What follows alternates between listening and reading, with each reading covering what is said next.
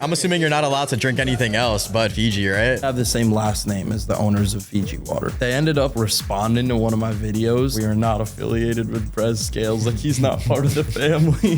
There's like a line outside. Let's see what this is. They're like, are you guys on the list? We're like, no. One of the dudes running it comes up to me. He's like, you're famous. You're on YouTube. Gives us VIP bands to come in. We're like the only white people in there. It was lit as fuck. We were throwing pretty cool parties. The private pool, hot tub. The building get pissed at you? Yeah, we had cops come in our apartment one night. We got like tickets and we're gonna get evicted if we did another one. Nah. It was a good run there in AZ.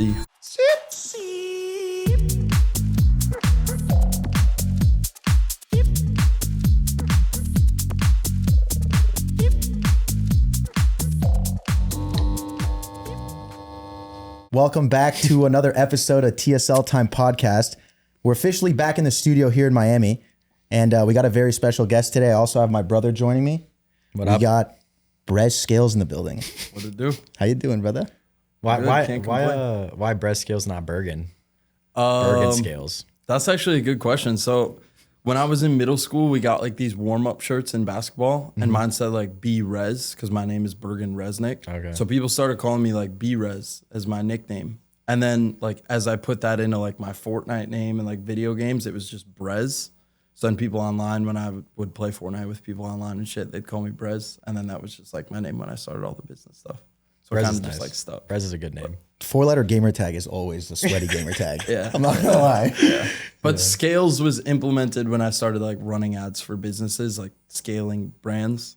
And I just kind of like thought of that and put it together and it just stuck. Like it was just like perfect name. So You practically pocketed the whole freelance brand scaling thing. Like if you invented think of that freelance term. brand scaling, it seems like you literally made it up. But I did Yeah. because so it was, everyone refers to like what I do. It's SMMA, right? Like it's running ads for businesses. But a lot of people like back in 2018, 2019, SMMA were pitching it as like, oh, start a social media marketing agency, hire people to work underneath you, and then like just manage those people and you don't really have to do shit, which like isn't realistic. Like the journey I took was starting as like a freelancer and like being my own business for the first like year of doing it and then branching into an agency.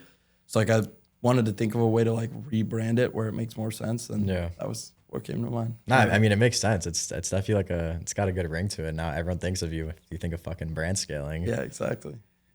Alrighty, fam. Before we get back into this podcast, just want to say happy Thanksgiving. We are very thankful to each and every one of you who've been supporting the podcast and watching every episode. And we're also thankful for Prize Picks, one of the only sponsors of the TSL Time podcast. Just want to give a quick shout out to them, the #1 fantasy sports app on the App Store, where instead of picking teams, you are picking players. Each player has a set projected amount of stats where you can pick more or less, and the more players you add to your lineup, the higher the multiplier goes up, the more cheddar you can make. If you use code DADDY when you download Prize Picks and deposit your first $5, you're going to get $50 in free play. To go download it right now using code DADDY, available in California and Florida, and we got Thanksgiving football. We're taking Patrick Mahomes over 267 yards. You can peep it right here. We are taking Derrick Henry over 70 rushing yards. And you can look at the rest of our picks for today right here, or add me on Snapchat, Richie Lovelace with 2 E's, to see all our picks. Moose is helping me crank out and fire some great picks. He's been running hot. We're running hot. It's time to eat some turkey. If you already ate turkey, happy Thanksgiving. Let's get back into this episode. Shout out Prize Picks. That's awesome. And I think, because you talked, it's the same thing as SMMA, right? Yeah. And for some people who are watching right now who may not be familiar with you, right? There's like these different pillars of like internet money, Wi-Fi categories. There's free brand scaling, SMMA. There's trading. There's e-com. What else is there? Fucking dropshipping. Dropshipping. Did you try all those before you went into this? Yeah, actually. So I started trying to get into online business like my freshman year of high school. Like I was just seeing all this stuff online and I was like, I want to like try to figure this out. So I started trying to like trade. And then that led me into like crypto. And then like when NFTs were super hot, I was trying to get into those. Never made money with any of those. Then I tried like organic drop shipping, just like picking a product, building a store, posting videos about that product. And I made like my first couple $100 in sales. So like that was my first time ever touching like $1 online. And then that led me into starting like a clothing brand. Through my clothing brand is how I learned to like run ads for businesses, because I scaled that to like a couple $100,000 in sales. And then the connections that I had built in the clothing brand space of like other brand owners, I just started pitching them like, yo, let me run your ads. This is what I'm doing for my brand. Like, let me do it for yours too. So my first couple of clients started posting online about the results and stuff I was getting, and then kind of just snowballed to where it is today. Bro, I think it's so funny. Like everyone who does some internet money related thing, you go through the whole circle of like trying everything before one of them works. Like I started off like truthfully like trying to run up my clothing brand, and everything I was doing was like organic at the time. Like it was okay, it was doing pretty damn well. Like I was making good money for my age. And I remember when I had to tap into like non-organic and like running meta ads and shit, yo, I could not figure it out for my life. And I was like, this is so difficult. And I eventually like gave it up and then went into trading. But it's always funny because someone like you will say, yeah, I tried trading, didn't work. I'm like, I tried that shit, didn't work. Yeah, 100%. And that was like how I learned was I hired a marketing agency to run ads for my brand. And then I was just looking at what they were doing, and I like was watching for a couple months. I'm like, this can't be that hard. So I just like fired them and then just kind of figured it out on my own. But yeah, I went through that rabbit hole as well. I feel like everybody does. Yeah, I mean, Richie, what internet money rabbit holes did you go down? Bruh. I mean, sneaker reselling like everyone. Yeah, I tried that in like middle school. Supreme botting at Thursday, 11 a.m. Eastern time. I mean, fucking Supreme botting. Holy, that's ball knowledge. I never did the clothing brand because I'm just not like, I'm not into like clothing and fashion as much, and I just could never design anything for my life. But then I tried trading as well. And you made good money with options? That was some of the worst years of my life. I'm not gonna lie.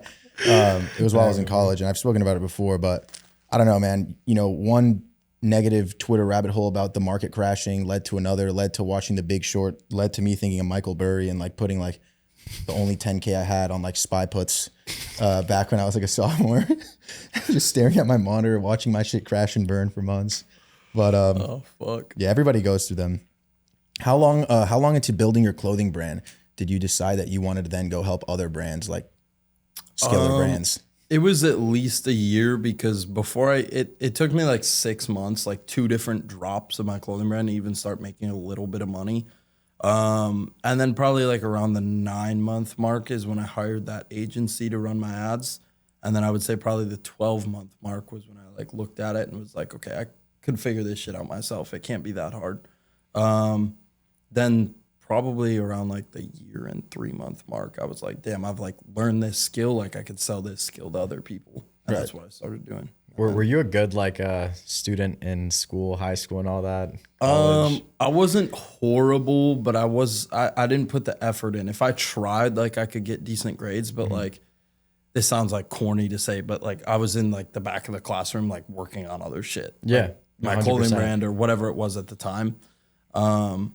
So like I didn't get the best grades. I think I graduated with like a 3 GPA. That's pretty good. That's what I got too. As long as you can finesse through is what matters. But like, you know, for people watching who think you need to be like a genius and be getting straight A's and whatever and grinding in school, do you think necessarily most entrepreneurs like have to perform good in school to find something? No, it's bullshit. Bro, like once I got to college, over the summer from graduating high school to going into college, I was like starting to make money, like a solid consistent 10K a month. And so by the time like I started school in college, I was like, the fuck am I doing here? But I only stuck around for like 2 months until I dropped out. And the only reason I stuck around was just to like really make sure I was like secure in doing what I was doing. But even in college, bro, like I was not even going to class. Like I had all F's by the time I dropped out. So did you ever get like imposter syndrome though, where you're like looking around and you're thinking, damn, these kids like don't have the drive that I do, or they don't want to like work towards something bigger? Because I felt like that definitely a couple of times, especially once I started making money with trading and I was still like in university. I'd be sitting in my classes like barely paying attention, and I'm just like, bro, these people are all going down such like a robotic traditional path, and I feel like I can't relate to anyone here anymore. I don't know if that's imposter syndrome though. Yeah, is that not what imposter syndrome is, or you feel like I think so? Is it? No? I thought imposter syndrome is when you have like self-doubt about yourself because you're comparing yourself to others or some shit like that. Oh, really? Maybe. I don't know, Okay, but I get your point. I know what you mean. No, you're good, but you get what I'm trying to say. Like, you just 100%. you feel like you're not in the right place is what I'm trying to say. I felt like that, honestly, like even though I wasn't making money all through like high school until like my senior year with the clothing brand stuff, even the years before that, like when I was trying to figure it out, I felt like that to an extent. And especially like college, I was actually like posting some stuff on my story, like a bunch of throwback stuff from like my journey starting. And I was scrolling through my camera roll and I was literally looking at pictures like of me in college, like that I took in the back of the room, just like in the ads manager while like the teacher is lecturing.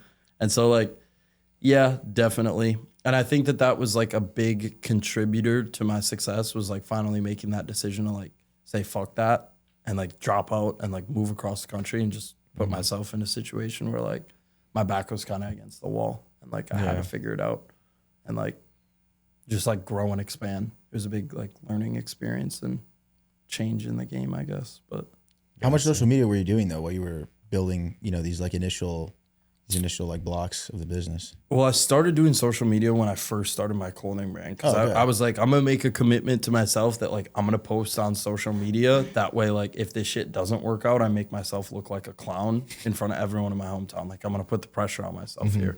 And so that was like senior year of high school.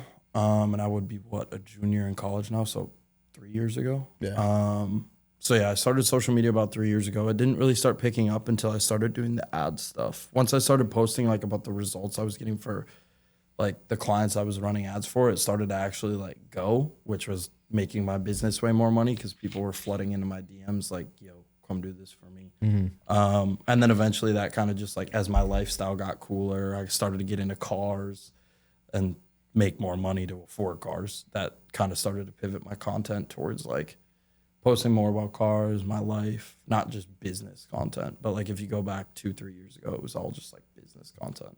Yeah, and I feel like now you kind of just have infinite content because you step out your crib and you're like, oh shit, I got $2 million in cars. I can just take a video of it. Yeah. It's crazy. Yeah. And exactly. I feel like you eventually get to a point, bro, where your life is genuinely so naturally already like developed and cool that you can record anything, pick up your phone, and there's a content idea behind it. 100%. Even on the days like I'm not doing shit, if I'm like in the crib just like working all day, like there's still stuff to like make videos about. Yeah, like record through your window, your car's in the background. Yeah, like, exactly. Yeah. Like it's infinite. What was like the first big purchase where you're like, damn, I kind of made it, I got it? I mean, bro, the purchase that'll never feel the way that purchase felt was like my first car, which was a Corvette C7. That one's fire. Like, even though that was only at the time like $60K, like none of my car purchases have felt as good as that one. And I bought a car that's $750,000, but it didn't feel the same as buying like a $60,000 Corvette. There's nothing like the first time. Yeah, exactly. Yeah. So that was probably the one. I wouldn't say where I had like a damn I made it moment, but like damn, like I'm really starting to achieve this. Shit's working out. Yeah. I mean, and that was always like my dream car because my grandpa had one while I was growing up. Oh, that's sick. Yeah. That's talking about your grandpa though. What's up with the Fiji? Do Yeah, wait. You walked in here and I heard a Shopify notification go up. I'm so that like this. We can't make this shit up. First thing you hear when Brez walks in is ching. Yeah, which is weird because I did bring you one of these. I mean, we got ourselves. Oh shit! Okay, thank you. Thank you. I'm assuming you're not allowed to drink anything else but Fiji, right? Okay, like the lore behind the Fiji joke. How the fuck did that happen, bro? Because one day I see some AI post on TikTok of like some like, you know, aerial shot of like a mansion, and they're like, this is Brez Scales' house in Star Island, Florida, the heiress or the heir of Fiji water. And I was just like, this is the best fucking clip I've ever seen in my life. I was like, where did this come from? Still to this day do not really know who started that, how it started, but I think someone just commented it on one of my videos. Like, apparently I have the same last name as the owners of Fiji water. So apparently someone like was doing some research on Bergen Resnick, and that came up, like whatever Resnick owns Fiji water. And they just like commented on my video, I guess, that my grandpa owns Fiji, and it just started to like spread. And then obviously I'm like seeing this, I'm like, damn, people are talking about this. Like I gotta play into it, make videos about it. You have so to. That's what I started doing. And it was going like insanely viral. And I was like, what the fuck? And I was posting it. This went on for like months that it was viral. Anytime I'd mention it, it would go. And then they ended up like responding to one of my videos as well as one of my tweets, and they were like, we are not affiliated with Brez Scales, like he's not part of the family. And then I made a video on that, and that went, and now I don't really make that joke much. That's kind of lame. They should have invited you to like their office or something. Would have made the joke so much fun. And it's free marketing too, bro. Makes you know no how sense. many people, when that meme was like really viral, were tagging me in their stories every single day with a picture of Fiji water saying like at Brez Scales or shout out.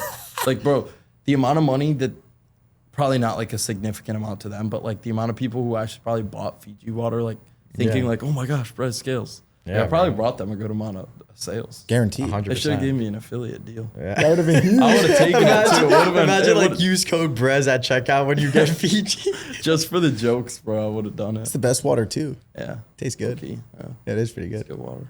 But Yeah, I want to go back though into some of the earlier days as well though. You know, when you started going to those first other like clients and trying to teach them, you know, your strategy on how to market themselves better. How many people said no to you before you landed the first one? Or how many clothing brands did you approach at first? Bro, probably like a couple.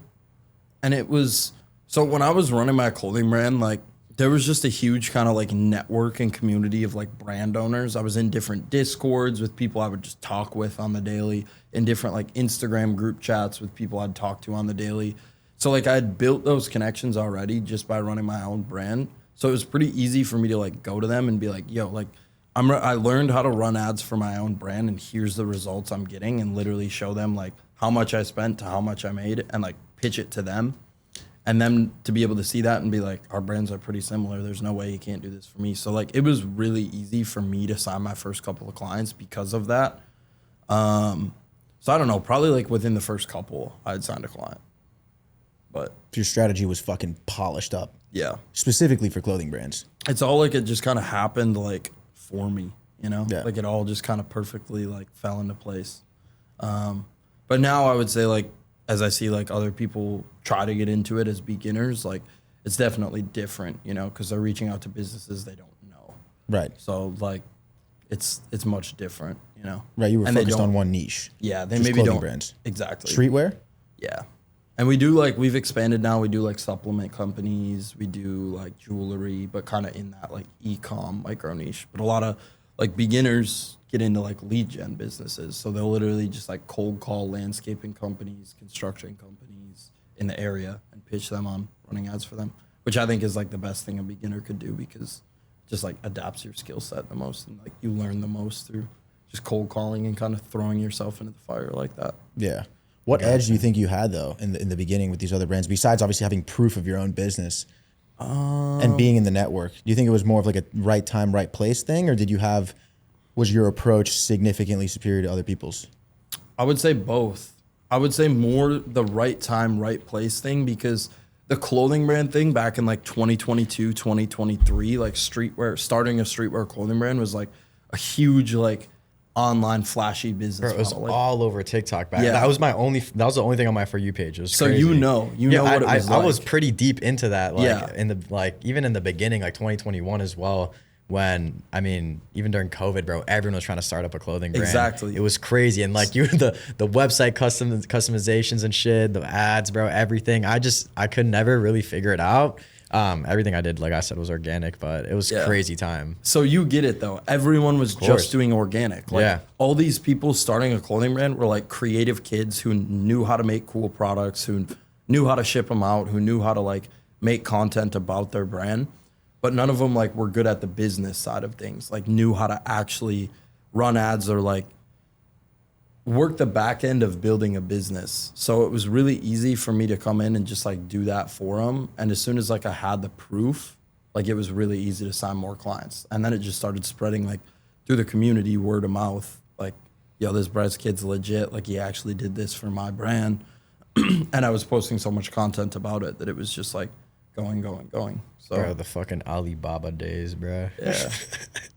That shit was crazy. I'm happy I don't run my clothing brand anymore. Dealing with those manufacturers was so Dude, ass. horrible, bro. I remember I eventually I couldn't do the whole Chinese manufacturer thing at one point. I started producing everything in Miami. But then like the costs were so fucked, and just trying to run up a clothing brand is so difficult, bro. It because is. you just like in the beginning, all the money you're making, you're just putting it right back into the brand. So you like 100%. don't keep anything for The margins are shit. Like the fulfillment is shit because you have so many different SKUs. Yeah. Like it's pretty damn hard until you hit like a certain threshold where like you're kind of above all that, and it's Yeah, really, you're in retail now. People are like putting it out for you and shit, whatever. It gets easier, but like definitely the first like starting point of a clothing brand is not easy. Yeah. I feel like clothing in restaurants is like the most risky shit you can get into. It's definitely Fucked margins and like very hard business. so much luck is required. For sure. But then like our jewelry clients, bro, they're getting like necklaces made for like a couple dollars and selling them for like 50. And it's like the margins are good. There's not really many different sizes or like SKUs. Right. So it's like infinitely scalable. Like production's easy, fulfillment's easy, margins are good. Well, good thing you're not fucking running a clothing brand anymore. Yeah. I mean, you're crushing it, obviously. Do you think people like have started treating you differently with now that you have way more money, you're successful, you're beautiful? I'm kidding. I appreciate that, bro. Yeah, definitely. Especially, I think the biggest thing that does that is social media following. Whether it's like people who watch your stuff that are like coming up, I don't want to say like glazing and make it sound like disrespectful. Like I don't appreciate those people who support my stuff, but whether it's like people who, you know, love my content, whether it's girls, whether like whatever it is, I think that's like the biggest contributing factor to it is like the following, not necessarily the money. I guess it kind of depends on the circumstance, but I would say that's like the biggest thing that like kind of makes people perceive you differently. Yeah, is like the following. Let's stay on the topic of girls. What's I guess, you know, now you have more freedom, more bread, everything. What's kind of like the craziest thing you think you've done for a girl? Craziest just to get a hit in, let's say. Are you sugar baiting birds? No. I'm not. Are you? No. Are you? No, I'm kidding. I don't. I mean, I went to Dubai with this girl, just like her and I. You took her to Dubai? It was just like on a limb, bro. You paid her flights? Yeah. I was in Mykonos, and like, I didn't want to go home. I was like, I want to go somewhere else. Dubai's always been one of my dream trips, so I'm going to go. And like, the guys that I was with in Mykonos didn't really want to go to Dubai because they had already been. So I'm like, I'm going to go alone. I'm going to fly a girl out. Yo, that's fire. So that's fire. That's what I did. And it was cool. It was smooth. You got a gnarly suite? Yeah. Shag Palace. I was just in Dubai, bro. I thought it was pretty sick. What did you think of it? It's fun.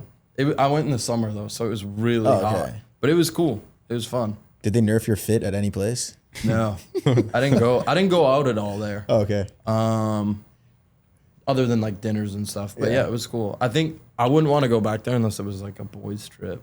Like I feel like Dubai with like all your homies would be lit. Yeah. But that was like just some more chill shit. Yeah. Which I don't think is the vibe for Dubai. Because I'm sure you were going pretty hard in Mykonos, and then you were just like, I'm gonna fly out some girl and just chill, go dinners for a few days. Yeah, we weren't going that hard in Mykonos, but we were having fun. Yeah. You know what's cool? I guess like being in your position, is when I guess you're saucing up like some girl, you're just like getting along with someone, and they don't really know, I guess, the position that you're in. You know, like you obviously can kind of just spend money freely and stuff, and you have a good following and everything.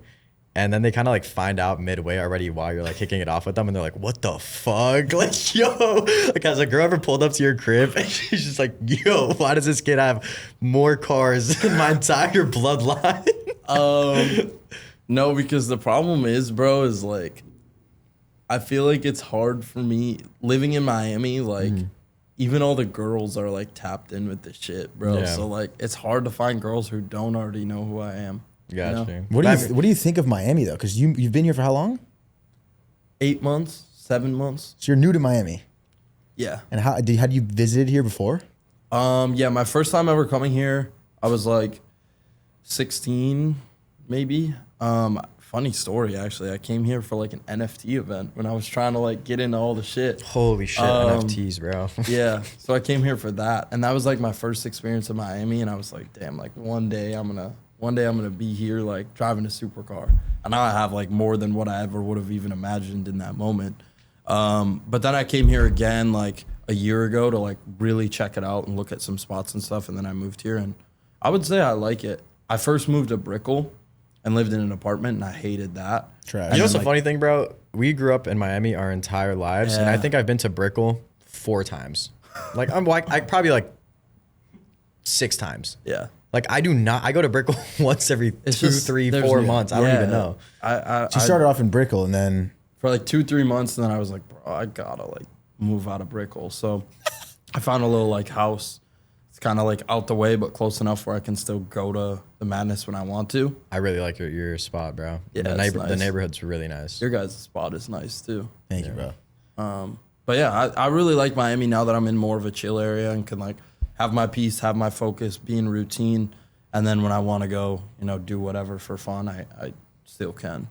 So What is like your favorite thing to do for fun? favorite thing to do for fun? Obviously, I really enjoy my cars. Go to the gym a lot. But like for fun, like going outside, kind of anything, bro. As long as I'm like with a good group of people, like I'm down for whatever, whether it's we go out and party or whether it's we go like race go-karts or some shit, like whatever it is, like as long as I feel like as long as I'm with good people, like anything. I feel like you're definitely not like a big like going out to the club popping fucking bottles and signs, right? I mean, I like to go out, bro. I like to have a good time for sure. I would say I probably go out like 2 or 3 times a month, so not like a crazy amount. That's really good. But You can't be in Miami and not fucking go out. Exactly. Especially if you're in your 20s, have paper and clout. yeah, yeah, I gotta go enjoy it, bro. I will say going out with Brez though, bro, like he just keeps going. Like if you want to drink, he's getting it with you every time. I mean, that's the thing. Like you get me going, and I'm ready to go. Yeah. But it's either like I'm all in or like Right. I'm not in at all. Yeah, most of us are like that. Yeah. It's pretty cool. Me and Brez just forced the fuck out of a night. Like this was maybe 3 weeks ago, a month ago, something like that. And we were at Sable in Miami, just whatever, having some drinks. We're supposed to keep it chill. And then like this, we're already like, I'd say 8 drinks deep. Then like something comes up where this girl was like, oh, there's this private event that like Rufus has stole some bullshit. And we're like, all right, whatever, we'll go check it out. We pull up and whatever, one of us wasn't on the list. So, we didn't want to go in without someone. And Brez was like, this is 2 a.m. We're already trash. And he's just like, yo, should we just like fucking go hard now and like do some stupid shit? I'm like, well, what are you gonna do? He calls over like this promoter. He goes, yo, you got any tables available? And I'm like, oh, no fucking shot, bro. What club? He takes me to Mr. Jones, bro. It's just me. It's just Brez and I. We walk in there, bro. We're the only 2 white kids in Mr. Jones. That's it. Bro, those are the best nights though, when you go Spontaneous. into it with no plan and you just side quest, bro. That's the best. Like we did that the other night, and we were just ending up at the most random places ever. We went to Sable, Yeah. and we went to like dinner or something before. It was just like me, Pierre, and my security. Oh, you hit up Sable again? Yeah, and then my brother came, so we were just like, let's literally just go like see what the vibe is in Wynwood. Like we had never really been to Wynwood, and just, Sable's like, sick. Yeah, I we went had there for never the first time this weekend. Yeah, we had never just really like wandered around Wynwood. Damn, bro, Sable's gonna be crowded now after this. Yeah. So we went there, had a drink. We were like, yeah, it's kind of like mid vibe here right now. Like there's no good looking girls or anything. Let's leave. So we left, and outside next door is like this random little party thing. There's like a line outside. We're like, let's see what this is. We thought it was a bar or something. We get up to the front of the line. They're like, are you guys on the list? We're like, no. And apparently it was some like private, like, how do you say it? Israeli event. Yeah. Israeli event, like party, like Jewish private party. One of the dudes like running it comes up to me. He's like, you're famous. You're on YouTube. And starts like glazing me. Gives us VIP bands to come in. So we're like the only white people in there. It's all just people from Israel, but it was lit as fuck. They were playing like house music, and we were just like, they gave us VIP bands. We were behind the DJ, like just vibing, free drinks. Like, so yeah, random side quest nights are always the best. Like we just ended up in some random ass place. That's the crazy thing though about being, not the crazy thing. It just makes sense though when you have the social media following. The accessibility is just crazy.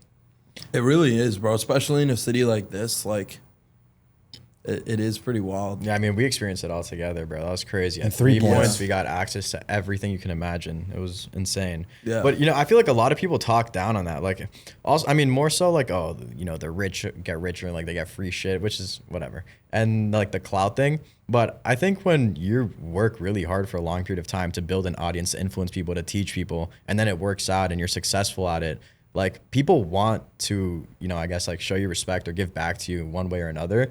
And so you get access to a bunch of cool stuff. You being there is also like good promo and all these things. 100%. Which I think is cool. And I always tell everybody, I'm like, dude, if you think like you could build a personal brand, just do it. Like you get so much access to so many cool 100%. things. I think it's not even about like, oh, this person, as someone who like kind of does have some of the money and clout, it's not even about other people having it and being like, damn, this dude's cool because he has money and clout. It's more so just like the respect that I have for them because of like the work they've put in to get there. Yeah. It's like, damn, I can fuck with this dude. Like I respect him because like he has the same goals as me and like the same drive as me and like is on the same page as me. You meet dope people. Yeah. You know, that's one of the coolest parts too. But I wanted to ask you before, when you moved to Miami, like what made you sit? Because like obviously we're in this like time period right now where there's these memes about like, you know, young entrepreneurs coming, splitting an Airbnb between four homies. They haven't made $1 in fucking profit, and they're just, you know, trying to break through on the internet and be an entrepreneur. Was that the way you viewed Miami when you came here? Obviously, you already had things going for you very well at the time. But No, because I feel like that's spiraled a little more since I've moved here. Not because I've moved here, but just like that's just the way the internet's going, like the online money space. It was already a little like that, but Miami's just like the cliche place to move when you make $1 online, Right. you know? But there's a reason for that, I think. And there's a lot of opportunity here. For someone like any of us, it makes sense to live here because like we were just saying, all the benefits that come from like being in an area where there is that opportunity and things just going on, like you just meet people, you get like more doors open versus if I was still living in like Arizona or fucking Wisconsin. Like there isn't shit there. I wouldn't be where I am if I didn't move here. Like as soon as I moved to Miami, bro, like my growth like exponentially shot up. Yo, I don't know who told me this, but they were saying, and I think because they were like from Arizona too, they were telling me how you used to throw like crazy parties, and they would they used to throw crazy parties in Arizona. They would get like shut down and shit or stuff like that. Yeah, we did. We had, bro. So we lived like right by ASU campus, and we had like the grand penthouse, that like the only nice apartment building in that city. that's the one from the first YouTube video. Yeah. And so it was like 8,000 square feet. There was 5 of us that lived there. It was like 5-bedroom, private pool, hot tub. GG's. So we were like, bro, we gotta like throw a party. So we did one time, and it was like, I think it was kind of like mid, but then like we started to meet more people, and then by like the end of it, we were throwing pretty cool parties, like up there with a private pool, hot tub. Like, Building getting pissed at you? yeah, we had cops come in our apartment one night, and then I think that was the last one we threw because we got like tickets, and we're gonna get evicted if we did another one. Damn. But That's fucked. yeah, it was a good run there in AZ, but But back to Miami. So you said your growth really like went parabolic when you got here? pretty sure when I moved here, bro, I think I had like around 100K on Instagram, and now like 7-8 months later, I'm at like 1.1. That's insane. So like that's How much did you have when you crazy moved here? growth. I think like 100K, bro. So Maybe a little more. So nearly like 100+ K a month since you've gotten here. Yeah, That's amazing. It's been a big year for you, bro. Crazy. Yeah, it really has, bro. Even the last like 3 years have just been constant like exponential growth, but like the past year, like for sure, really was like big. Like If I asked you 9 months ago, do you think you'd be at 1.1 million followers, 6 cars, and your business doing what it's doing? What would you have said? no, I mean I knew I would probably get to this point at some point, but like not that fast, you know. Like, Yeah. Shit just, bro. When you're just doing the things you know you need to do every single day, like shit happens fast. Yeah. The timing is always, I think, is the most unpredictable part. But like, if you're genuinely working towards, you know, what you should be, and you can visualize it, then it's bound to happen. Whether it takes fucking, you know, 7 months, like for you to go from that jump, or a year and a half. I think people, like anyone who's watching this, like they just need to understand that you have to keep pushing through towards that 100%. towards that vision. Too many people like base their emotions and like their drive off of the results they're getting, and not just like the inputs and the things that they're doing every single day. Like if you simply just do the things you know you need to do every single day, and then from there just let time play its role, like the result will come. But too many people like just get wrapped up on like the result way too quick, and don't let time play its toll. I like that. Actually, I saw someone talking about it on social media. And it's just like, just focus on the inputs. The outputs you can't control, but the inputs you can. So of course, the more inputs, more likely it is that you will get those outputs that you want. Yeah. Yeah. It's crazy because I've spoken, I mean, TJR and I met when I had 4,000 on Instagram. Damn. He had like 11,000. You're at what, like 1.1 now? 1.4 now. 1.4. So we met. I mean, I followed TJ when he had like 6,000 followers and whatever. Long story short, we've had this conversation a few times because like we've seen both of, like we've met each other early on and things have gone the way they have, and it's just like you never know when you're gonna catch a sprint. And when I mean sprint, I mean is like 20% of the content you put out is gonna like contribute to the majority of your growth, and you're never gonna catch those 20% sprints unless you're always making those inputs. 100%. You know, it's like you've been going at it for 3 years, but in these 8 months, right, you saw more growth, 100 times the growth that you saw in the 3 years. 100%. And so it's just crazy to think about because it's like you never know when you're going to get onto those like super big momentum boosts, but the only way you will catch them is you just keep going and forget about the outcome. Yeah. One of my students told me an analogy once, like a couple months ago, that really stuck with me for whatever reason. But it's like you're pushing a boulder up a hill, and the boulder's like so big you can't like see where the top of the hill is. But all of a sudden, like you're gonna reach it, and then the boulder goes down the other side. It's like how just business content, like life is. Like you're doing things blindly. You don't know when the result's gonna come or like what the result's gonna be. But eventually, like it just happens. You just hit like a breakthrough.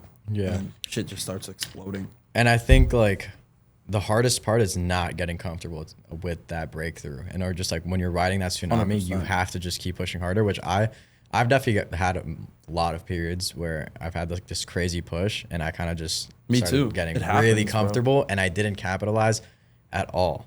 I'm the king of that shit.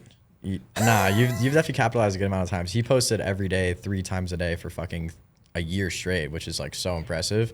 But I've had periods, bro, where I just like wouldn't post for like a month, or sometimes like I felt like so mentally drained and I just didn't trade for like 2 weeks or something. Because whatever, I came off like a really good month and then I just felt like I didn't need to keep doing what I was doing. And yeah, I mean, dude, the importance of just keeping your routine no matter what, like regardless of the success you're seeing, that's the only way you're going to keep growing and like actually hit those crazy levels. You just can't get comfortable no matter what. 100%. I think the way that I like to look at it is like the things I'm doing now are going to reflect onto the result in like a couple months. So if I'm not doing shit now in a couple months, that's going to catch up and I'm not going to be getting the results I want to get. But like if I'm doing the shit I know I need to do every single day today, like in a couple months, I'll reap the benefits of that. Yeah. It's the way that I kind of like to think of it. That like It's a great way to think about it. Pushing. You know, I feel like this isn't talked about enough, but I feel like once you do start seeing more success, start making more money, do you feel like, you know, it's kind of harder to take care of like your mental health, your physical health, and you have to put more effort into that? Like, are you more into the gym now just to keep yourself, I guess, really locked in? Yeah. I mean, since moving to Miami, the gym's become like a lot bigger part of my routine. That was more so just like I moved to Miami and realized like, damn, everybody's fit here. There's hella pretty girls. Like I got to get in the gym, bro. I got to lock in. But I don't know. I feel like I'm not the best about like taking care of my mental health, like doing things like for my sanity, I guess. But I don't know. I mean, I try to just keep a balanced routine, you know, like going to the gym, eating clean, like having my time to like relax at night, but then like a healthy workflow too of like I can sit down at the desk and do the shit I know I need to do. But yeah, I feel like I'm not the best person when it comes to like having the perfect routine to like keep your mental health in check. Like pushing the boulder up the fucking mountain is really the only thing that makes you feel the best, you know? It's bro, I mean, genuine fulfillment comes from just like doing the shit you got to do. Yeah, like 100%. It makes you feel good about yourself when you like are doing stuff that benefits you as a person. Yeah. And you feel like shit when you're not. So productivity is literally the biggest source of happiness ever. I mean, it's like the as far solution to everything, bro. Just work fucking harder. Yeah. Like money is temporary satisfaction, but like you spending your entire day like locked in, doing everything that you said you would be doing, just, you know, grinding in the morning, going to the gym, eating healthy. That's what like really makes, I guess, me happy. And I'm sure it's the same way for you guys. 100%. It's hard in the beginning though, bro, because you know, like when you say that, I agree with it, but you really start to understand it when you see the results. You know what I mean? Because like the first 10 months I posted content, not a single one of my videos went viral. Yeah. But like at the same time, I just knew, like I was convinced this is gonna work one way or another. And then finally, when you start to see a little bit of it, then it's like that all makes sense. But that's how anything is in life, dude. You don't see results. Like for those things that really pay off, you're not going to see results for a month, 2 months, 3 months, 4 months, whatever. Even going to the gym, bro. Like, you know, if you go to the gym every day, sure, for a month or two, you might see like the slightest difference, but nothing where you're like, holy shit, this is great. But after you've been working out for 6 months and now you're looking at yourself in the mirror, you're like, damn, I'm pretty jacked now. That's when it's like, oh, okay, you know. You think Miami opened up your perspective though on like what's possible? Because, you know, I've seen people talk about it before. It's like the reason a lot of people stay broke is because they don't really understand what's possible or have seen what's possible. Yeah. Right. That's why like a lot of people who like Patty and I mean, we grew up here our whole lives, right? Our family's pretty well off and we've always been around this like crazy Miami shit, right? Driving past insane neighborhoods, seeing boats, seeing all these different things. So even though we didn't grow up in those crazy houses or own any of those boats or anything, we were like, holy shit, you know, like how did those people get that? So part of my brain, I think, and Patty's brain too, is just like, you know, these motherfuckers are doing it. There's got to be, and obviously we're focused on the material here. Like when we look at those things, I also think like they probably fucking overcame a lot of obstacles to get there. Yeah, for sure. You know, that was definitely huge for me, bro. I grew up in a small town, population of 8,000 people. Nicest car in the fucking city was like a Jeep. Like, so staying in an area like that definitely limits like your ability to understand like what is achievable. And I think like the biggest thing for me was moving to a place where I could meet more people that like were already doing it, and like that just allowed me to like really see what is possible. But as well as like just living in Miami, seeing all that shit everywhere, like it makes you feel some type of way. Like damn, it's just like what the fuck. SVJ drove by, like fuck, I'm poor, bro. Like it just it definitely is good for like just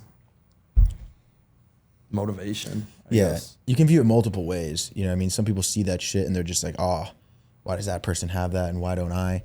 Or you can see it as in like, what the flying fuck did that guy do? Yeah, 100%. To get to that point, or that girl, whatever. And the way you look at it says a lot about like the type of person you are. 100%. Right? For sure. That's always been my mindset. Like anytime I'm on the fucking passing by the cruise ships and like Miami, and like going across Miami Beach, and I look to the left and you look at Hibiscus and you look at Star Island, I just sit there and I look at the fucking house and I'm just like, how the fuck and what the fuck did that person do to be fucking living in that crib? Or look at the fucking cruise ship that's hundreds of millions of dollars, if not billions. Like, who the fuck owns that? Yeah. Like, Dude, how the fuck? I was like fully, even to this day, I still feel that way because there really is levels to this shit, dude. Like, you know, I'll still, I mean, of course, and this will happen forever, but like you'll come across houses and cars and you're just like, what the fuck? Like, even right now, there was like a 918 Spider driving in front of me going to like in the direction of Anatomy. And I literally like skirted to follow it because I wanted to ask the dude like, yo, how did you get, 918 Spider? Like comfortably, of course. Like maybe if I put all the money I had, I'd fucking have one. But that's like a dream car of mine. And so I was like trying to follow the dude down to ask him, and I couldn't catch up. So fuck. But still, Were it's you just in the Porsche? Yeah, bro. Well, I was in the vintage Porsche, so not as fast as GT3. That's almost like it was probably an older dude driving the car. Yeah. I feel like that's more respectable if you pull up on an older dude exactly. in that car. I actually probably wouldn't even have considered doing it if I was in the GT3 RS, but I feel like in that Targa, I do get a lot of respect from older people, and the people who have come up to me in that car are like just really old, successful people with like super interesting advice. And they always tell me like, oh, don't sell that car. When I was younger, I started this business and this shit. I'm like, oh, that's fire. Yeah. That always happens at car meets. I used to go to like a lot of car meets in Arizona, and like the old dudes would always love to come talk to me. Which, Why like, don't you start cool. one? I should. Bro, you I've kill thought it. about Are you that. kidding me? Yeah. You've got it. You know people with cars. Yeah. You got fucking a ton of cars. Bro, that'd be sick. Like in-person community shit's fucking nuts. If you did like one event per month in Miami, bro, it'd go crazy. That probably would go. I've It would thought take. about that. It would take I think it would take maybe a day of organizing. To do like a first event. Well, I could probably just get like a sponsor for it. For sure. And they pay for like everything. We get like food trucks there. Crush. Like, make it a dope ass car meet. Insane Be good vlog. content too. Yeah. Shit, maybe we'll get that. I'll pull up in the Model 3, my guy. You're not coming into that shit, bro. I'm kidding. If you need to charge your car, bro, I mean, well, if you can't put gas in it, you're not pulling in, all right?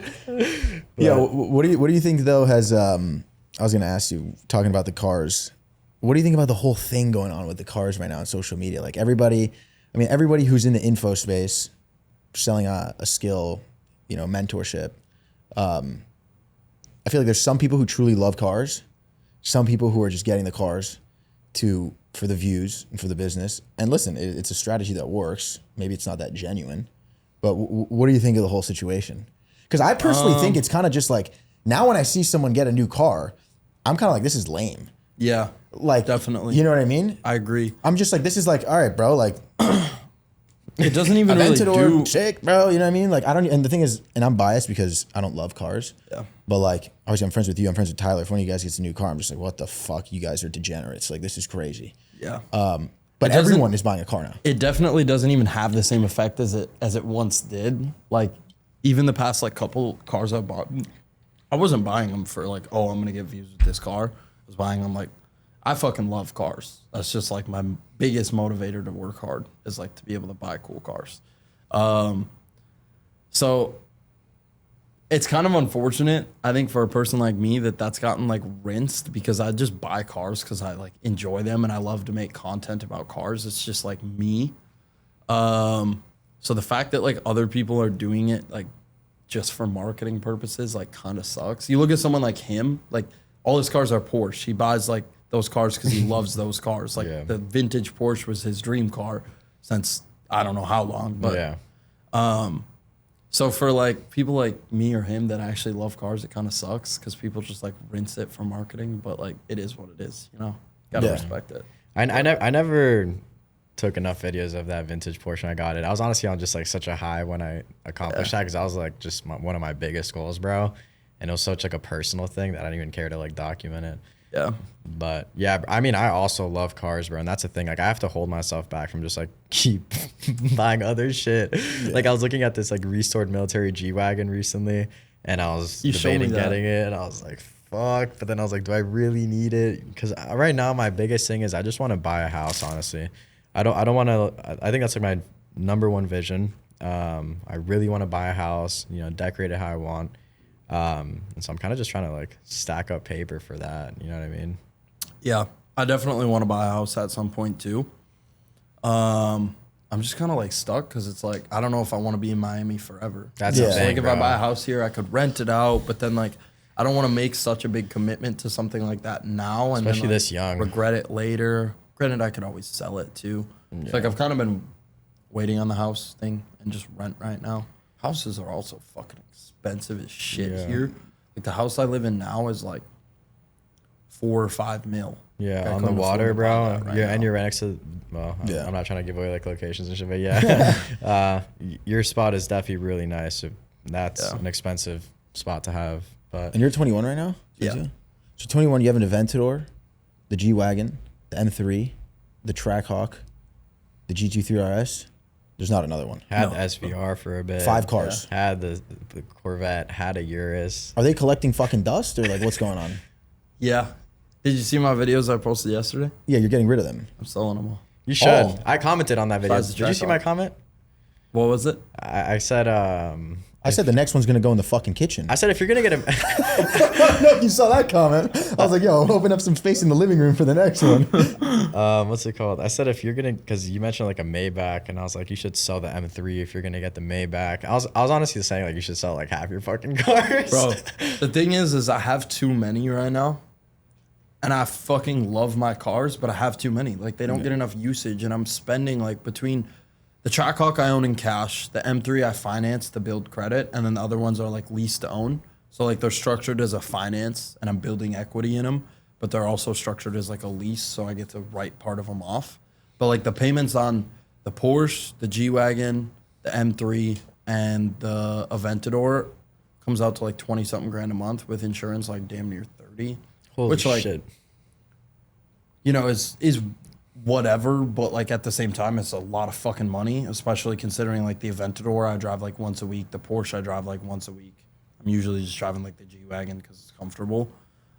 Which is the shittiest one in the fleet? Well, it's the most expensive, but it's like that car's kind of whatever, bro. The Aventador's the shittiest one, you're saying? Oh no, the G-Wagon. the G-Wagon's the most expensive. Okay. I'm saying like if you're gonna have a Which is the Trackhawk, shittiest car you should though? I'm get rid saying of the like, which is your G-Wagon. least favorite? Oh, least favorite? Well, I drive the M3 the least because that car's just kind of like whatever.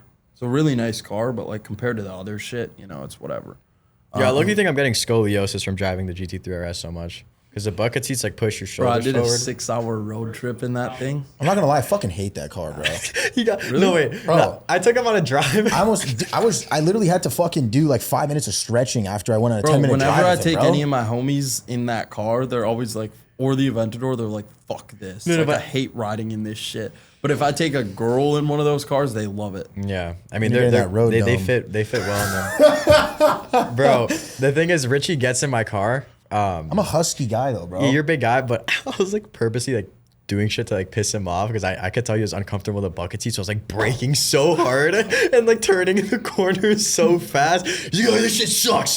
This shit fucking sucks. I don't know why you would buy this shit. You should just sell it. I'm just like, I could never deal with that shit in my life. I told him like the day I have the paper to fucking afford an expensive car, I'm just gonna buy like a fucking Cadillac or some like BMW 7 Series and just hit up some homie in Miami to fucking drive me everywhere. Bro, I'd rather have a driver every day of the week. one of my business partners last night bought a Maybach and he pulled up to our crib and then we went to Pure Vita in it and I was just riding in the back. I'm like, this is so fucking nice. it's like you're on a PJ. You just sit That's in the the most back Miami and shit I've literally ever heard. like just lay down. Yeah. And like ambient lights and shit. Like, rolling down the windows at the fucking drive-through in a Maybach, the fucking TV on, getting a massage, and like, Yeah, can I get literally, a bro. 444, please?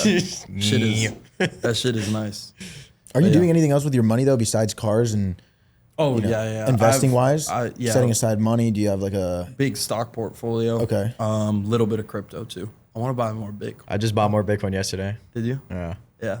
But a lot of stocks, little bit of crypto, and that's about it. Just like long-term stocks, I can just put it away, kind of forget about it. and assets wise? You have jewelry, you have watches Yeah. and stuff. Yeah, a couple like watches that are kind of whatever. And then So that well, compared to like a lot of my friends, bro, they be having like shit that mogs my watches. Yeah. So like, see, that's the thing with living in Miami, bro. You're just constantly getting mogged, yeah. constantly getting one up. Do you ever deal with like comparing yourself? Does it ever eat you away with other people? Or does it ever do you ever catch yourself like comparing yourself to others in this fucking crazy world? Sometimes, but Like, what's the biggest challenge you face? Because I feel like so many people, they see the cars, they see you're in Miami, you're flying out girls to Dubai. What? Those You know. ones. that was only one. Well, dude. I mean, you flew out a girl to Dubai. Okay. You're traveling around the world. Like, what's like the biggest shit that you deal with though, like challenge wise? I would say ever was staying strong to keep working to get through that point where I was getting no results from the get go. I would say like biggest challenges now. I wouldn't say there's like one thing that sticks out to me specifically where I'm like, damn, I have to deal with this every week or every month or every day. It's more so just like the random shit that gets thrown up last minute. And it's just like you have to use your problem solving business skills to get over it. So like there's a lot of stressful times where something happens that's like urgently needs to be fixed, or like I get in a slump with certain stuff and it's like, damn, I got to figure this out. And it just kind of like eats you alive because like, you know how bad you want to get over it, but it's just like you can't figure out what you need to do to get over it. And it kind of just like eats you alive. But then once you get over it, like those are the moments you look back on where you're like, damn, I was like grateful for that experience. Like I learned a lot from it, you know? 100%. So You always got to think about stuff like that in life, like just what did I learn from this, not 100%. necessarily what am I losing or what am I missing out on. There's always something to learn, and it sounds corny, but it really is true. no, I mean, it's true, bro. Like every failure you go through is like an experience you learn from that allows you to like learn the things you needed to know to achieve that result you're looking for. Yeah. Yeah, the slumps are fucked, bro. Because I'm the same way where, like, for me, my biggest problem, I would say, not problem, just challenge I deal with is, like, overthinking and shit, especially with content because I'm more into content and I'm not running a business like you guys. And it's, like, my energy, like, if I go on way too crazy of a bender or if I fall off my, like, personal health routine and I start to feel, like, not happy with myself, then that reflects on my content. And then my content does shit, so then I'm overthinking everything, and I'm like, it really makes you reflect. And so I think for me, it's, those moments, bro, are so difficult. 100%. I agree. But you just, there's something there where you're just like, you know what? This is just like a season. or a little chapter and we'll get through it? I think it's just like the fulfillment that comes from getting over that. Yeah. You know? And that's why so few people are able to like do it and actually become like successful, because like the other 99% of people aren't willing to like go through those moments where shit sucks. Yeah, they quit right there when they're about to get through it. Yeah, exactly.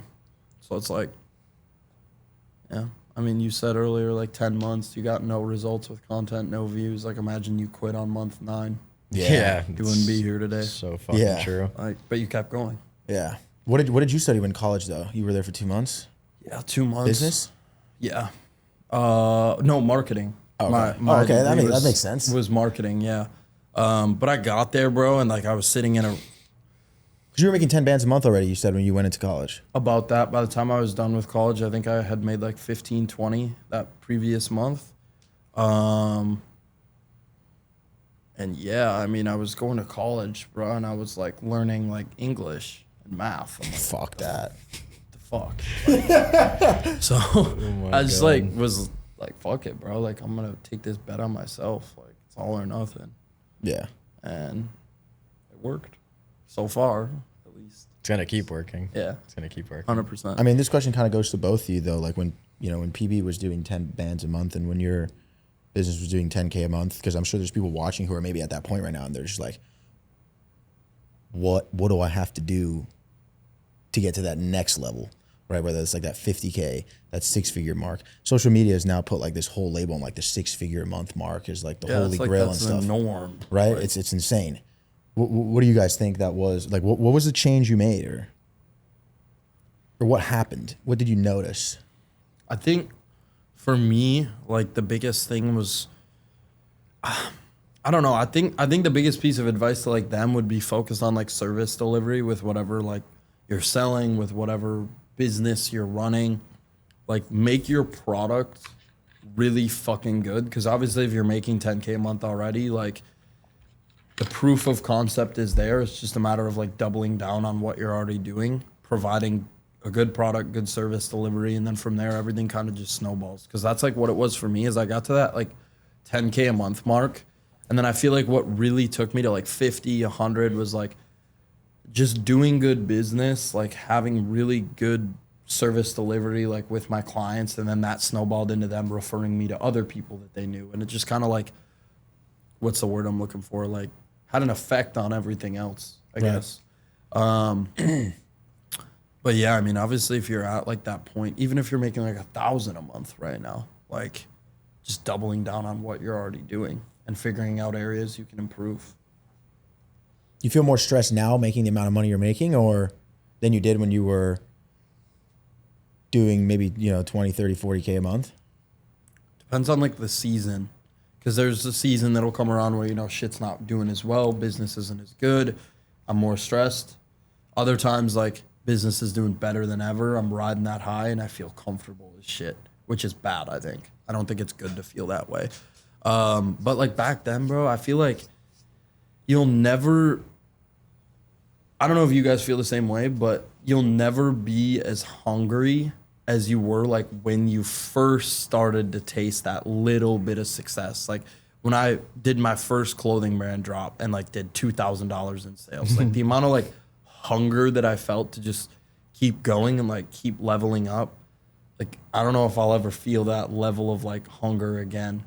I don't know. Something about it's just like you get little hits of it though, here and there though. Yeah, I will say. 100%. Because I was full blown psychopath at the start of like what I was doing. Yeah, like, I had me a too, siren going off in my head 24/7, where it's just like I'm on this undeniable mission It no was matter like what just I do. tunnel vision, Yeah, bro. yeah. Like It comes in though. That's It's the just, most beautiful maybe feeling I've ever, just gotten bro. used to feeling that way. So like Yeah. I speak of it like I'll never experience that again, but like maybe I am, and it feels so normal to me now as I've been doing it for years. But I don't know, something about those like early journey of everything, like it's just like tunnel vision. Yeah. Bro, that obsession is, I think that's genuinely like the best feeling in the world, bro. Like, you remember seeing me dude, I would wake up at like 7 a.m., watch like an hour of anime, and then like get on the charts for probably 7 hours. I'm not even kidding. Like, I was spending Start your morning with an hour of anime. Yeah, bro, That's crazy. that's meta. I'm not kidding. I mean, it's, if anyone watches anime, One Piece. There's fucking 15. There's watched Hunter x 1,300 Hunter. like episodes. Really, Hunter x Hunter's good. I liked it. That was like when I was early in high school, probably. That was my first anime.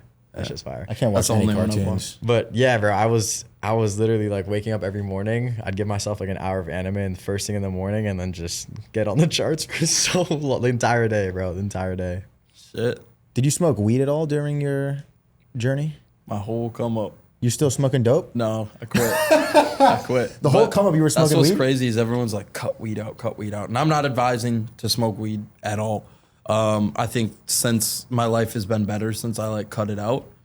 But yeah, I was a stoner.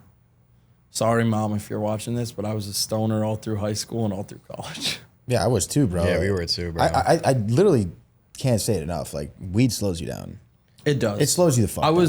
I got to a point where I was only smoking at night, like college-ish, or like after I graduated college, or after I dropped out of college, was only smoking at night when I had all my shit done. And I was kind of like using it as a way to like shut my brain off and like watch some TV before I go to bed and like take my mind off work. But yeah, through like up until like 5 months ago, I was like smoking every day.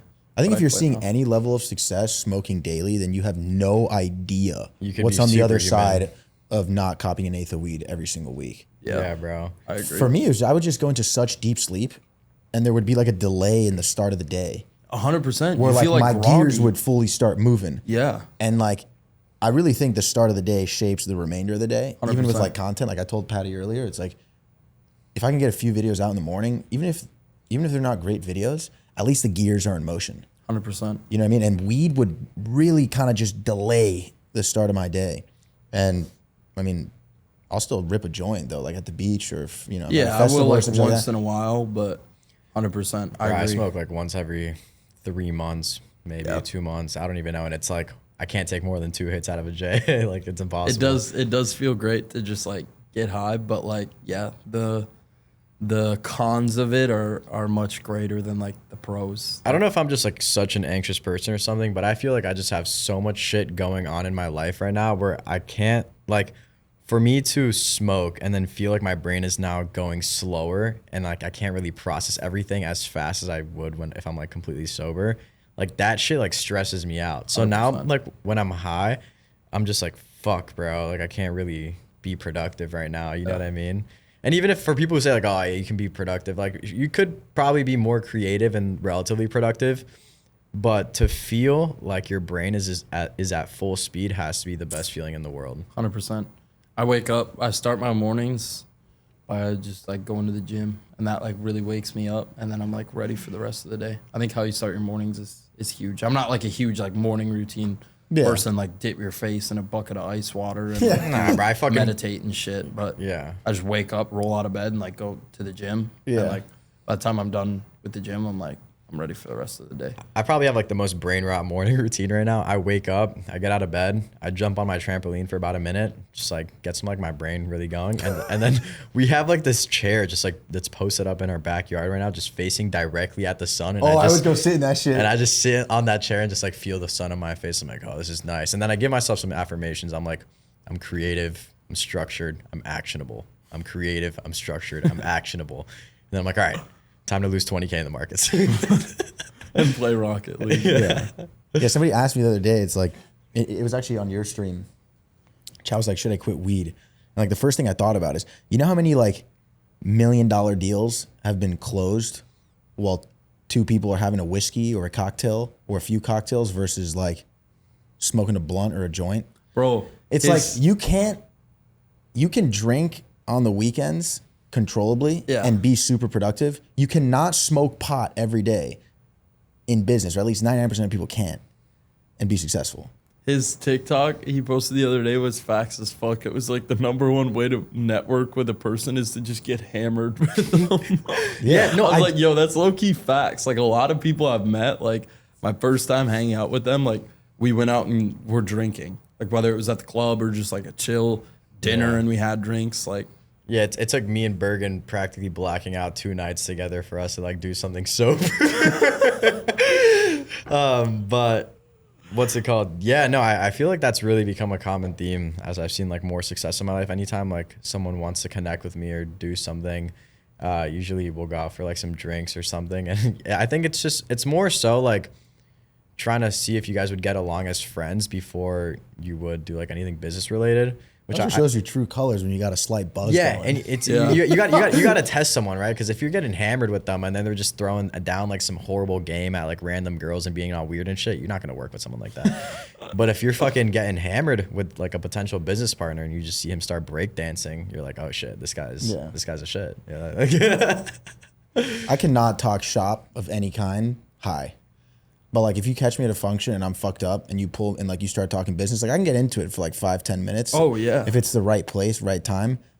But if I'm stoned, I just want to stare at the wall. Or I just want to watch a movie and just eat like food. Just like shut the fuck up, don't talk to me. But like if I'm drunk, I'm ready to have a good ass conversation. Yeah. We mentioned peptides before we started the podcast. Oh yeah. And you've been on your fitness journey. Are you dabbling with anything? No peptides? No. A lot of people I know that I'm like close with are doing them, but Doing what? Retta. Retta. Yeah. I'm on Retta. All your homies on Reddit? All my homies on Retta. You were just with Clav though, no? Yeah, I was with Clive. We did a stream together. Was he snorting methadone with you? I didn't see it, but he said he did before that. Did You know he that off- shit's actually like true. Did he offer But you is any? Bro, he If calls it- Adderall. isn't Adderall he just calls- meth? No, he calls Adderall. No, he calls it meth because it is meth. Yeah, he calls it meth because because Adderall is meth. But did you try any? You've never taken Addy Rays while working in business stuff? No. I've heard, but I've never tried. Oh, Yeah. actually, I have a very addictive personality. Same. So if I try Adderall, I want to do more Adderall. So I know that like See, yeah. I can't touch that. I've kind of stayed away from drugs. Yeah, that's the thing with me though too, dude. I have an extremely addictive personality, but I also have extreme self-awareness and respect for substances. Yeah. Like I've done cocaine, I've done Adderall, I've done everything. And you feel so good on it. You feel so invincible on it that then this switch in my brain says, listen, brother, this is too good to be true. Yeah. So you genuinely need to have an extraordinary level of respect for this if you ever want to do it. So like I got 10 Adderalls a month ago from someone because I was just like, you know what? It's the end of the year. Everyone's checking out. I feel like I've been getting a little bit comfortable. Maybe I can add a little kick to some of my days when I need it. I've used 2 of them in, So a, you in got a month and a cheat half. to win? Sometimes you need a little extra boost, you know? I've always been such like a raw dog everything person, bro.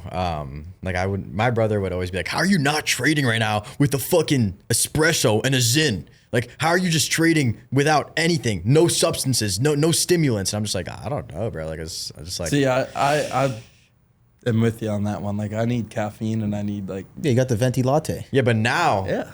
What's your Starbucks order? It's iced shaken espresso with oat milk and then sugar-free vanilla syrup. all right, that sounds like my order. like- Did yeah, you learn it's that pretty from like good. an ex? Huh? Did you learn that from an ex? And I An ex-girlfriend? oh no, I just like tried it on DoorDash one day. I'm like, damn, this is really good. You chose the oat milk. Yes, Really? because I thought it was lower calorie, but turns out I don't think it really is. Nah, it is a little bit less than whole milk. Okay. Yeah, I kind of like it. It has like a good, It's a little taste to it. I right? get oat milk in my shit but too. no, It's wasn't pretty from good. an ex. Would you get into a relationship right now with how crazy business is? It's a good question. That is. I've been single for 4 years. I don't think so. I don't think so, but I say that, and then I think if like the right girl came around where I was like, damn, like I think this is like the one, like I probably would, you know? Yeah. You're open to it. You're not Yeah, searching for but it. I'm definitely not searching for it by any means. I can't wait to just spoil the fuck out of like a girl I really Facts. like, bro. Just But like, I won't date a girl unless I think it's like the one. Like that's Yeah. where I'm at in my life is I'm not gonna like date for fun. You know, No, like I'll 100%. go on dates, I'll hang out with a girl, but like Yeah. I won't like cuff a girl and like treat her like a girlfriend until like I think it's like truly the one. Bro, having those stupid little situationships has to be the most draining thing ever. It's just like an unnecessary responsibility. It's like Kind of entertaining. Though. it's like a failing business on the side that you're just trying to get out of bankruptcy. Like it's not gonna. There's no point of spending time on that. You either really like a girl and you commit to it, or you know, like you hook up once and twice and you come to the conclusion that it's not worth pursuing and you give it up. But that's how I think. I'm never getting in stupid situationships ever again in my life. I agree. Appropriate amount, like to spend on a first date. Hey, have you been on a good amount of dates here in Miami? Yeah. Did any of the birds say take me to Carbone on the first one? No, they never ask. They never. Did you take your girl to Carbone? Wait, where'd you hear that? No, I didn't hear it from anyone. I'm just saying because it's like a meme. Like girls in Miami will be like, "Oh, take me to Carbone." No, I've never taken a girl to Carbone. Okay. I've went to I like wanted a. him to say yes so bad. I went Gecko? to like a. No, that's too public. Gecko's too public. I don't actually have Brett's laying low. Have I taken? No, I don't think I've taken a girl to Gecko. I have some more like low key spots. Yeah, that's that are smart. still nice, but like low key. Little You know? Cubano, just for you and Shorty. I've never heard of that. A little Cuban restaurant. Never heard of that. Nah, I got some good like, not like low key, but they're like nicer places that aren't as like Miami coded. That it's like not as high odds to get like seen or like recognized. Have you met most of these girls like on social media, just like DMs and shit? Yeah. They just be DMing. I mean, if you're not, the thing is, if you're not even in school anymore, like it's kind of difficult to meet someone that's not through social media. Like when you're in university, bro, when you're in high school, whatever, like obviously it's just like your classmates, you guys have like some elective bullshit together or you run into each other on campus. But when you're running a business and now you're posting on social media, like 99% of your interactions and the people that you meet are probably going to be through social media. Unless here's the thing for me. Either it's I meet a girl at the club, and you know how that goes. She's at the club. Like obviously that ain't my wife. or like I'll meet a girl at a coffee shop. Well, see a girl at like a coffee shop, and then I'm like too scared to go up to her. damn. Unless I'm like really feeling myself that day, and I'm like, you know what, I'm gonna do it. You have to channel that inner, bro. know, I'm fucking I know. Brez. You know what I mean? Not even on some egotistical shit, but I feel like, bro, if there's a girl I find attractive, or if there's like someone that I guess, I don't know, I would want to talk to, I will go up to them with full confidence, bro, and just say whatever the fuck I need to say. Like, I always like compliment something that I like. Oh, I like your outfit, or I like, you know. Yeah, he's good at that. Yeah. I don't go up to girls. Yeah, it's like if I'm at the club or something, even there I don't really, because like I feel like how you put your energy out is like very much how girls perceive you, and I feel like I do a solid job of that, like at the club or some shit. So like they low key come to me, or they just know who I am already. Yeah. Or what? He's got two hawks, Sora. Nah, see, that sounds super cocky. That's not how I mean it. But like that's just kind of how It's it just is. the truth. And then like in a situation like a coffee shop or somewhere, I see a girl, the gym, whatever. I'm like, damn, she's really pretty. Like I want to go up to her. Like I'm too pussy to do it. Yeah. Like I do once in a while maybe, but like.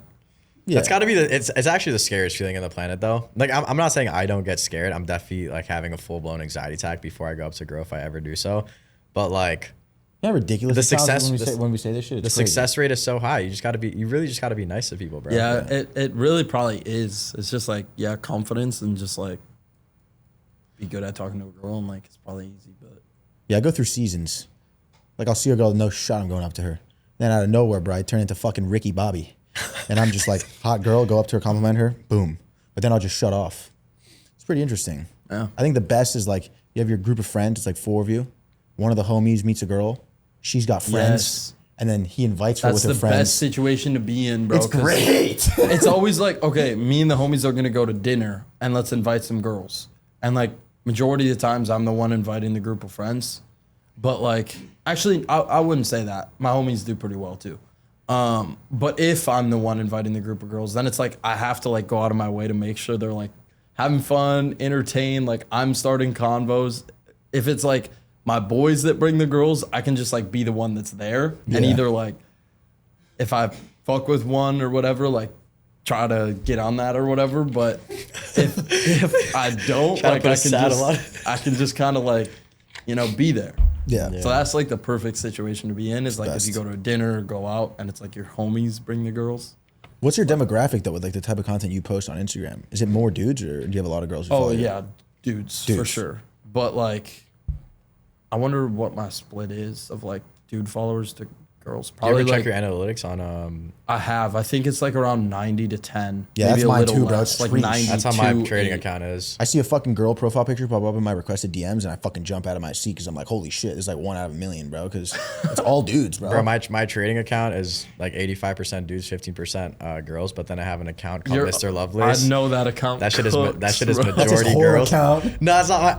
But it's such a good account, bro. I have like the most beautiful girls. How often do you like actually like end up hanging out with one of those girls that DMs you? Like, I mean, do you do that? It's like, I'm not gonna lie, the coolest and prettiest girls I've met so far have been because of that account. Like, I commented on a video, like whatever or something, and I ended up like seeing them whenever I went to that state. Or I'm trying not to give out too much info here, but I mean, even there's like a girl that like I'm talking to right now, and the Mr. Lovelace account is just aura, bro. It was a video of her playing with her cat, and I was like, holy shit, this girl is so pretty. I commented, I'm like, yo, your cat looks mad funny. It wasn't even like about her either. I was trying to make it like hella nonchalant. And she followed me back, started DMing, then got her number, then started FaceTiming, and now we're just like kind of kicking it. But that account is the craziest I'm not gonna lie, layup ever. Right before this, I told him for my birthday on Saturday, there's 120 people who are coming right now. And I was like, bro, we cannot invite more people. And he's like, yo, I'm gonna throw it up on my story, see if any other girls wanna come. 5 minutes after he puts it on his Mr. Lovelace story, this fine shit just DMs him. He's like, yo, can I come with 5 friends? I'm just like, are you kidding me right now, bro? Bro, that account is OP. I'm serious. It's so I'm good. already knowing that account's OP, bro. You got to make a Mr. Brez or some shit. Or Mr. Resnick. Oh, I had a teacher named Mr. Resnick, actually. Really? I'm pretty sure, yeah. There's a lot of Resnicks in Miami. Yeah, there is. in My Miami, for dermatologist whatever is called reason. Dr. Resnick. Yeah. You're not, are you Jewish? No. My family is though. Oh, okay. But not my immediate family. My grandparents on my dad's side are Jewish. Yeah, because my But like dermatologist my immediate family isn't. Yeah, my But my dermatologist is Resnick. He's Jewish. He's Jewish, yeah. Yeah. But, yeah, we're going to get funky this weekend. Yeah, I hope bro. you pull up, bro. Yeah. It's going to be a good weekend. I'll be there. Saturday. So what else do you have in works? You know, end of the year, 2026.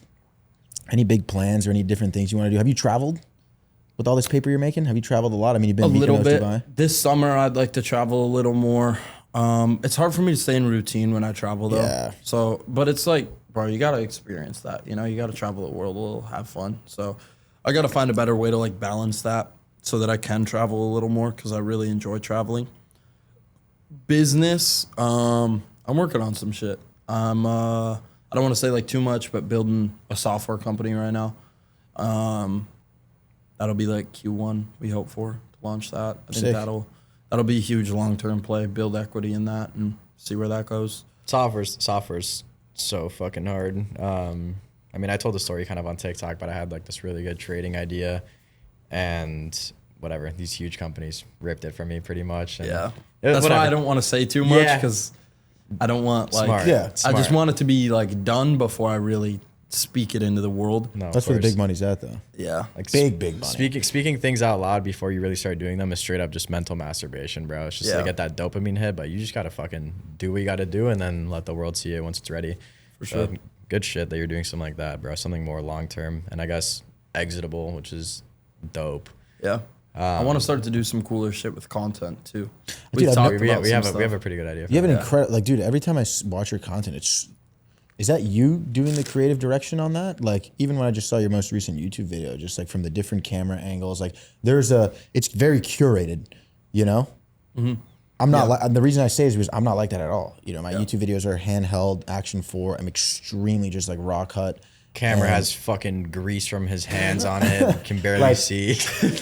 Which is like everybody has their own style. And like when I see my brother's style, when I see your style, like you definitely have super creative and unique vision with it. So like, are you trying to upscale your videos to next levels and stuff? Yeah. So I have a full-time filmer and like editor that lives out here. But a lot of like that creative direction is me, like video ideas. Some of those camera angles even are like, yo, do this, do that. But yeah, I've always just like had that mind for content and like that vision.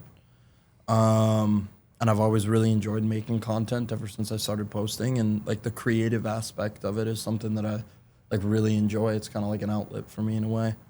So yeah, I just love making content, bro, and like getting creative with it and coming up with cool shit. And, yeah. SaaS, YouTube, maybe traveling. You're staying in Miami for a bit longer? I'll probably be in Miami for a year or two. Okay. And then maybe move somewhere else in Florida. Still like close-ish to Miami, Florida's but the more shit. low-key. Yeah, I love Florida, bro. So nice. No state tax, Yeah. good weather, palm trees, ocean, pretty girls, cool people. What else? Potential you need? Good warehouse. Yeah. That'd be crazy. No PR, no Dubai, no income tax strategies coming in. No, because then it's like, bro, I wouldn't move to Dubai. That's too far. 16 hours, bro. And stuff. Fuck that. And I just don't think Dubai would be for me. Puerto Rico, you know, I would never want to say I'd never do it because, like, bro, to not pay taxes would be so fucking nice. But at the same time, you live in Puerto Rico. What is there to do there? Like, the quality of life, is it worth that money? Have that you seen spend Puerto on Rican taxes? girls? Pretty bad. Yeah. Have you visited Tyler? No. You haven't? I need to go to Puerto Rico sometime soon. I want to go to that Ritz. Yeah. That's And where like everybody's do at. like a weekend where I feel like I need it. Like, yo, I'm gonna go alone and like get my mind off things. I've been wanting to do that. I just haven't done it. Like Like go a stay solo at the dolo Ritz. trip? Yeah, just like by myself and just like chill on the beach and work and like just mental reset, like That's fire. dopamine. Might need one of them too. I can't remember the last time I did something like that, like completely solo. I feel like just when I was living alone, that was like the biggest leap I took as far as something like that. Bro, living alone for me was the most, I don't know. You're not the, alone, the are best you? decision I ever made for a bit. No. But yeah, now I'm with him. Just gonna hear him from 20 miles Thanks. away. That's Oh, crazy, bro. I get so much heat from him. It's insane.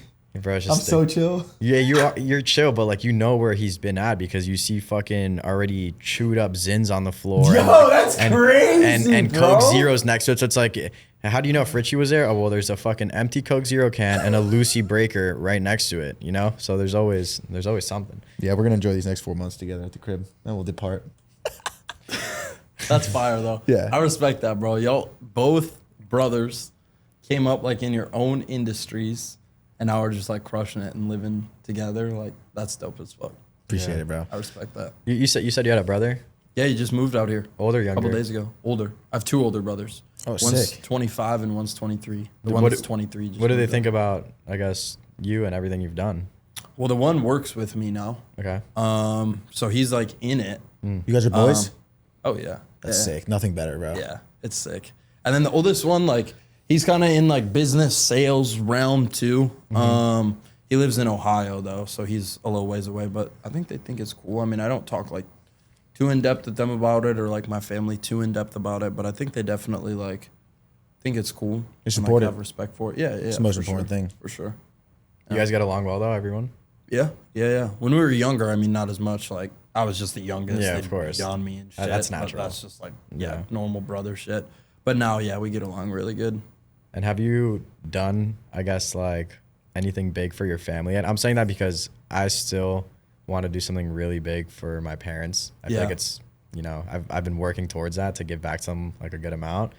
But I have yet to do something where it's genuinely really crazy. Have you done anything that's No, I haven't, and I'm kind of in that same boat. My parents, like, they're well off. My dad did pretty well for himself.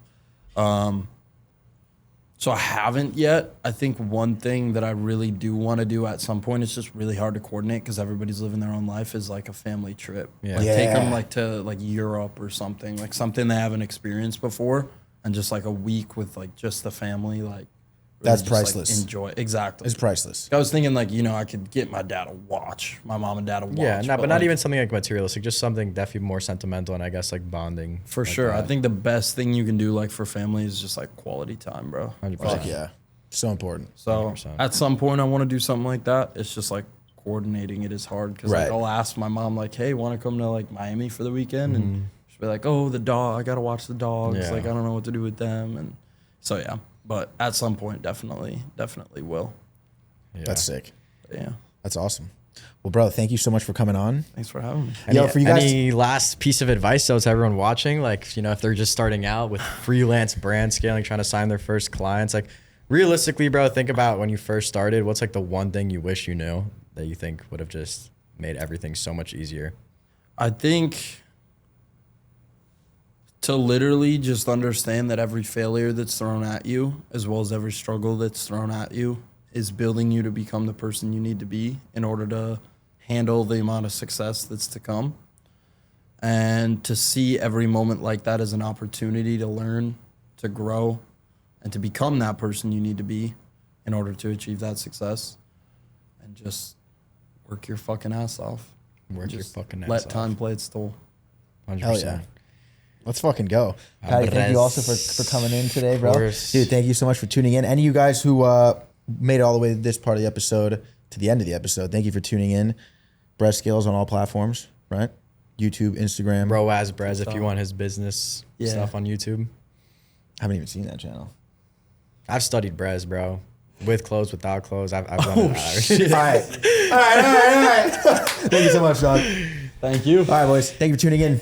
Peace. Peace. Peace.